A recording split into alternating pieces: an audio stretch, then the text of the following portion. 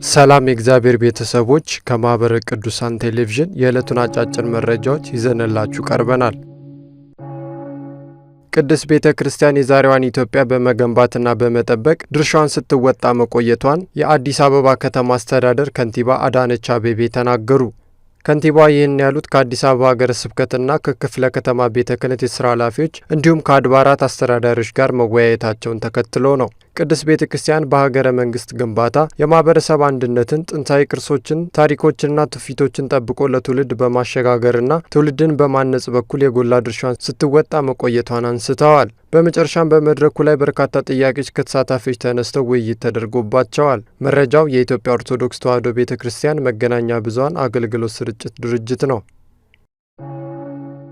አገልጋዮች በታዛዥነትና በንጽህና ለተልእኮ ምስጢር መፋጠን አለባቸው ሲሉ ብፁዕ አቡነ ኤጲፋንዮስ አሳሰቡ።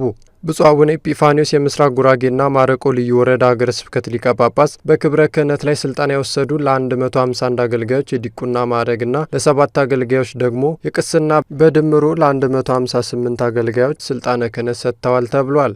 ብፁዕ አቡነ ገሪማ የጌዴኦ ኮሬና ቡርጂ ሀገረ ስብከት ሊቀ ጳጳስ በመርሃ ግብሩ ላይ ባደረጉት ንግግር ስልጣነ ክህነት ለአገልግሎት የሚፋጠኑበትና በቅድስና የሚያገለግሉበት በመሆኑ የተቀበላችሁትን ሰማያዊ ስልጣን በጥንቃቄ ልትይዙት ይገባል ብለዋል። አገልጋዮች በቅድስና በታዛዥነትና በንጽህና ለተልእኮ ምስጢር መፋጠን አለባቸው ያሉት የሀገረ ስብከቱ ሊቀ ጳጳስ ብፁዕ አቡነ ኤጲፋንዮስ በተጨማሪም የቤተ ክርስቲያን ምስጢራትን ተረድታችሁ በመጽናት ምዕመናንን ማጽናት ይጠበቅባቸዋል ሲሉ ተናግረዋል። መረጃውን ከሀገረ ስብከቱ የፌስቡክ ገጽ አግኝተናል። የሻሸመኔ ማዕከል ከ300 በላይ ለሆኑ ነዳያን የማዕድ ማጋራት መርሃ ግብር መካሄዱን ገለጸ።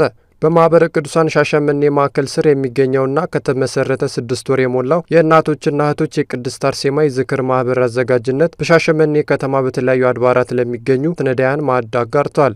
የዝክር ማህበሩ ሰብሳቢ ሲስተር ድንቡሽ ደበሌ እንዳሉት ከተከናወነው መርሃ ግብር በተጨማሪ የንዋያተ ቅድሳት እጥረት ያለባቸውን የገጠሪቷ ቤተ ክርስቲያንን የመደገፍና ሌሎች ስራዎችን ለማከናወን እቅዶች መታቀዳቸውን አሳውቀዋል። ማህበሩ ከተቋቋመ ጀምሮ በማዕከሉ ላይ የሚታየውን ክፍተት በማህበራዊና በሙያ እያገዘ መሆኑን የማዕከሉ ቅዱሳት መካናትና ሙያ ማህበራዊ ክፍል ተጠሪ ሲስተር ጽጌ ለማ ተናግረዋል።